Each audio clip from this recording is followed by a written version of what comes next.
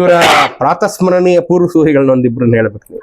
ಇವರ ಪ್ರಾತಸ್ಮರಣೀಯ ಪೂರ್ವಸೂರಿಗಳು ಅಂತ ಹೇಳಿದ್ರೆ ನನ್ನ ಲೆಕ್ಕದ ಪ್ರಕಾರ ವೆಂಕಟರಮಣ ಶಾಸ್ತ್ರಿಗಳ ಭಾವಮೈದನ ಸೋಸಲೆ ಗರಳಪುರ ಶಾಸ್ತ್ರಿ, ಸೋಸಲೆ ಸೋಪ್ ಶಾಸ್ತ್ರಿಗಳು. ಇಲ್ಲಿ ಸ್ಯಾಂಡಲ್ ಸೋಪ್ನ ಮಾಡೋದಕ್ಕೆ ಒಂದು ಮೂಲ ಕಾರಣರು. ಅದಕ್ಕೋಸ್ಕರ ಲಂಡನ್ಗೆ ಹೋಗಿ ಅವರು ಕಲಿತು ಸೋಪ್ಗಳನ್ನು ಮಾಡಿದವರು ಅವರು ಸೋಪ್ ಶಾಸ್ತ್ರಿಗಳು ಅಂತಲೇ ಇದ್ದರು.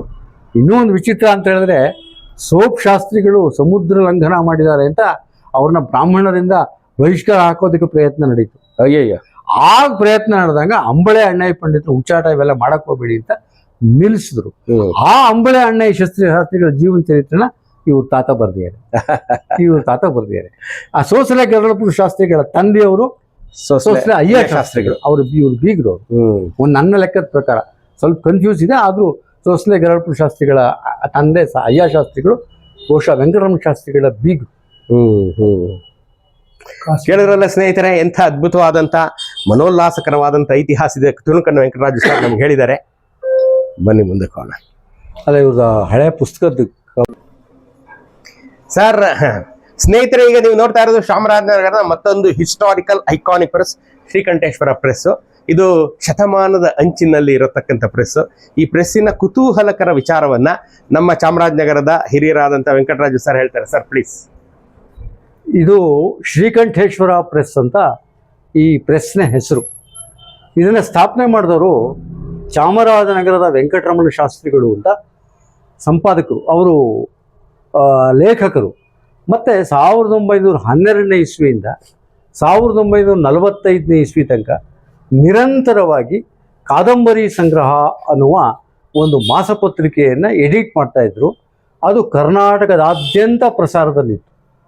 ಡಾಕ್ಟರ್ ಕೆ ಶಿವರಾಮ್ ಕಾರಂತರು ಈ ಪತ್ರಿಕೆಯ ಬಗ್ಗೆ ನೆನೆಸ್ಕೋತಾರೆ. ನನಗೆ ಮಿಡ್ಲ್ ಸ್ಕೂಲ್ ಓದ್ತಿದ್ದಾಗ ಓದುವ ಅಭಿರುಚಿ ಬೆಳೆದಿದ್ದು ಚಾಮರಾಜನಗರದ ವೆಂಕಟರಮಣ ಶಾಸ್ತ್ರಿಗಳು ತರ್ತಾ ಇದ್ದಂಥ ಕಾದಂಬರಿ ಸಂಗ್ರಹ ಪತ್ರಿಕೆಯಿಂದ. ಕುವೆಂಪುರವರು ಅವರ ಡೈರಿಲಿ ಒಂದು ಸಾಲು ನಮೂದಿಸ್ತಾರೆ, ನಾನು ಈಗ ಕಾದಂಬರಿ ಸಂಗ್ರಹ ಓದಿ ಮುಗಿಸಿದೆ ಅಂತ ಹೇಳ್ತಾರೆ. ಹೀಗಾಗಿ ಅಖಿಲ ಕರ್ನಾಟಕದ ವ್ಯಾಪ್ತಿಯಲ್ಲಿ ಈ ಪತ್ರಿಕೆಯ ಪ್ರಸಾರದಲ್ಲಿತ್ತು 1912ರಲ್ಲಿ. ಅವರು ಬೇರೆ ಬೇರೆ ಪ್ರೆಸ್ಗಳಲ್ಲಿ ಪ್ರಿಂಟ್ ಮಾಡಿಸ್ತಾ ಇದ್ರು. ಚಾಮರಾಜನಗರದ್ದೇ ಆದಂಥ ಭಾರತಿ ಭವನ ಪ್ರೆಸ್ಸು, ಮೈಸೂರಿನ ಬೇರೆ ಯಾವ್ಯಾವ ಪ್ರೆಸ್ಗಳು, ಜೊತೆಗೆ ನಂಜನಗೂಡಿನ ಕಪಿಲಾ ಪ್ರಿಂಟಿಂಗ್ ಪ್ರೆಸ್ಸು, ಹೀಗೆ ಅನೇಕ ಪ್ರಿಂಟಿಂಗ್ ಪ್ರೆಸ್ಗಳಲ್ಲಿ ಪ್ರಿಂಟ್ ಮಾಡ್ತಾಯಿದ್ರು. 1938ನೇ ಇಸ್ವಿ ಒಳಗಡೆ ಚಾಮರಾಜನಗರದಲ್ಲಿ ಅವರೇ ಸ್ವಂತ ಪ್ರೆಸ್ಸನ್ನು ಹಾಕಿದ್ರು. ಪ್ರೆಸ್ಸನ್ನು ಹಾಕಿ ಶ್ರೀಕಂಠೇಶ್ವರ ಪ್ರೆಸ್ ಅಂತ ಹೆಸರಿಟ್ಟರು. ಯಾಕೆ ಶ್ರೀಕಂಠೇಶ್ವರ ಪ್ರೆಸ್ ಅಂತ ಹೆಸರಿಟ್ಟರು ಅಂತ ಹೇಳಿದ್ರೆ, ಅವರನ್ನು ಸಾಕಿ ವಿದ್ಯಾಭ್ಯಾಸವನ್ನು ಕೊಡಿಸಿದವರು ಅವರ ತಾತ ಶ್ರೀಕಂಠ ಶಾಸ್ತ್ರಿಗಳು ಅಂತ. ಆ ಶ್ರೀಕಂಠ ಶಾಸ್ತ್ರಿಗಳು ಅರಮನೆಯ ವಿದ್ವಾಂಸರು. ಚಾಮರಾಜನಗರದ ಸಂಸ್ಕೃತ ಪಾಠಶಾಲೆಗೆ ವ್ಯಾಕರಣ ಶಾಸ್ತ್ರವನ್ನು ಬೋಧಿಸೋದಕ್ಕೆ ಬಂತು. ಅವರಿಗೆ ಬೇರೆ ಕತ್ವಾಡಿಪುರ ಅಗ್ರಹಾರದಲ್ಲಿ ಮನೆ ಕೊಟ್ಟು ನೀವು ಅಲ್ಲಿ ಮೈಸೂರು ಸಂಸ್ಕೃತ ಪಾಠಶಾಲೆಯಲ್ಲಿ ಬೋಧಿಸಿ ಅಂತ ಹೇಳಿದ್ರು. ಇಲ್ಲ ಸ್ವಾಮಿ, ನನಗೆ ಅಲ್ಲಿ ಆಗ್ತಾ ಇಲ್ಲ ಅನ್ನೋದಕ್ಕೆ ಚಾಮರಾಜನಗರಕ್ಕೆ ಹೋಗಿ ಅಂತ ಈ ಮನೆ ನಾವೇನು ನಿಂತಿದ್ದೀವಿ ಈ ಜಾಗವನ್ನು ಅವರಿಗೆ ಕೊಟ್ಟು ಇಲ್ಲಿಯ ಸಂಸ್ಕೃತ ಪಾಠಶಾಲೆಯಲ್ಲಿ ಅವರು ಅಧ್ಯಾಪಕರಾದರು. ಅವರ ಮೊಮ್ಮಗ ವೆಂಕಟರಮಣ ಶಾಸ್ತ್ರಿಗಳು ಅವರು ಈ ಪತ್ರಿಕೆಯನ್ನೇ ಮುಖ್ಯವಾದ ವ್ಯವಸಾಯವನ್ನಾಗಿ, ಮುಖ್ಯವಾದ ಉದ್ಯೋಗವನ್ನಾಗಿ ಇಟ್ಕೊಂಡ್ರು.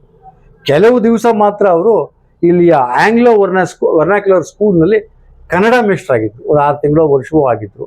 ಈ ಪತ್ರಿಕೆಯ ಮೂಲಕ ಅವರ ಹೆಸರು ಇಡೀ ಕರ್ನಾಟಕದಲ್ಲಾಯಿತು.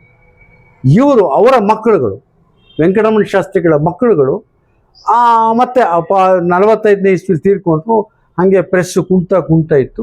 57-58ನೇ ಇಸ್ವಿ ಕಾಲದಲ್ಲಿ ನಮ್ಮ ವೆಂಕಟರಾಮ ಅವರ ತಂದೆ ರಾಮಶಾಸ್ತ್ರಿಗಳು ತಿರ್ಗಾ ಬಂದು ಪ್ರೆಸ್ನ ರಿವೈವ್ ಮಾಡೋರು.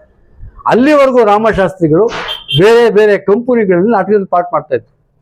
ಚಾಮುಂಡೇಶ್ವರಿ ಕರ್ನಾಟಕ ನಾಟಕ ಸಭಾದಲ್ಲಿ, ದಾನಶೂರ ಕರ್ಣ ನಾಟಕದಲ್ಲಿ ಇವರ ತಂದೆ ಕುಂತಿಯ ಪಾತ್ರಕ್ಕೆ ಬಹಳ ಪ್ರಸಿದ್ಧಿಯಾದಂಥ ನಟರು. ಮತ್ತೆ ಎಲ್ಲ ಕಂಪನಿಗಳಲ್ಲೂ ಕೆಲಸ ಮಾಡಿದ್ದಾರೆ.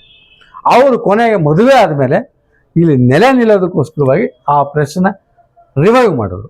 ಈಗ ರಿವೈವ್ ಮಾಡಿ ಅವ್ರ ಕಾಲದಲ್ಲಿ ಕೈಯಲ್ಲಿ ನಡೆಸುವಂಥ ಪ್ರೆಸ್ ಇತ್ತು, ನಾನು ನೋಡಿದ್ದೀನಿ ಅಂತ. ಕೈಯಲ್ಲಿ ನಡೆಸುವಂಥ ಪ್ರೆಸ್ಸನ್ನು ನಾನು ನೋಡಿದ್ದೀನಿ. ಆಮೇಲೆ ಇವ್ರ ತಂದೆ ಕಾಲದಲ್ಲೇ ಟ್ರೆಡ್ಲ್ ತಂತರು, ಚಿಕ್ಕದಾಗಿರುವಂಥ ಕಾಲಲ್ಲಿ ನಡೆಸುವಂಥ ಪ್ರೆಸ್ಸು. ಆಮೇಲೆ ಅದನ್ನ ವಿದ್ಯುದೀಕರಣ ಮಾಡಿದ್ರು, ಎಲೆಕ್ಟ್ರಿಕ್ ಪ್ರೆಸ್ ಆಯಿತು. ಈಗ ಮೊಮ್ಮಕ್ಕಳ ಕಾಲಕ್ಕೆ ಈಗ DTP ಇದು ಆಫ್ಸೆಟ್ ಪ್ರಿಂಟಿಂಗ್ ಪ್ರೆಸ್ಸಲ್ಲಿ ಈ ಪ್ರೆಸ್ಸು ನಡೀತಾ ಇದೆ.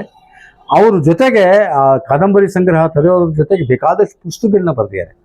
ಆ ಪುಸ್ತಕಗಳಲ್ಲಿ ವಿಷ್ಣು ಧರ್ಮೋತ್ತರ ಪುರಾಣ ಅನ್ನೋದು ಬಹಳ ದೊಡ್ಡ ಪುಸ್ತಕ.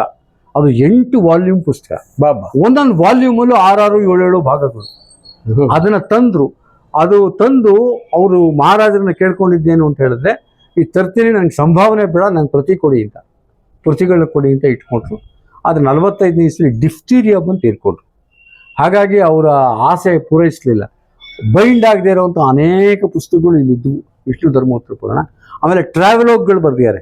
ಬನಶಂಕರಿ ಯಾತ್ರೆ ಅಂತ, ಬನಶಂಕರಿ ಯಾತ್ರೆ ಹೋಗಿದ್ದನ್ನ ಬರೆದಿದ್ದಾರೆ.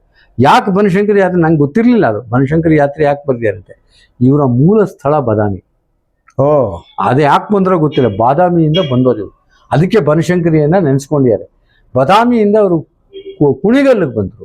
ಕುಣಿಗಲ್ದು ಸರಿ ಹೋಗ್ದೇನೆ ಮೈಸೂರಿಗೆ ಬಂದು ಮೈಸೂರಿಂದ ಇಲ್ಲಿಗೆ ಬಂದರು. ಇವರೆಲ್ಲ ಹೊಯ್ಸಳ ಕರ್ನಾಟಕದ ಮೂಲ ಕರ್ನಾಟಕದ ಕುಟುಂಬಗಳು ಇವೆಲ್ಲ. ಈ ಉದ್ದದ ಪ್ರೆಸ್ ಕೂಡ ಅದು ತುಂಬಾ ನನ್ನ ಜೀವನದಲ್ಲೇ ಈ ಕಟ್ಟಡದ ಅವಸ್ಥಾಂತರಗಳನ್ನ ತುಂಬಾ ನೋಡ್ಬಿಟ್ಟಿದ್ದೀನಿ ನಾನು. ಅದು ತೊಟ್ಟಿ ಮನೆ ಇತ್ತು, ಆಮೇಲೆ ಬದಲಾವಣೆ ಆಗಿ ಇತ್ತೀಚೆಗೆ ಕಳೆದ ವರ್ಷ ಅದ್ಭುತವಾಗಿ ಬೇರೆ ತರ ಇವರು ಅಣ್ಣ ತಮ್ಮಂದ್ರು ಮನೆ ಕಟ್ಕೊಂಡಿದ್ದಾರೆ. ಇವರು ಇನ್ನೊಂದು ತಮ್ಮನ ಮನೆ.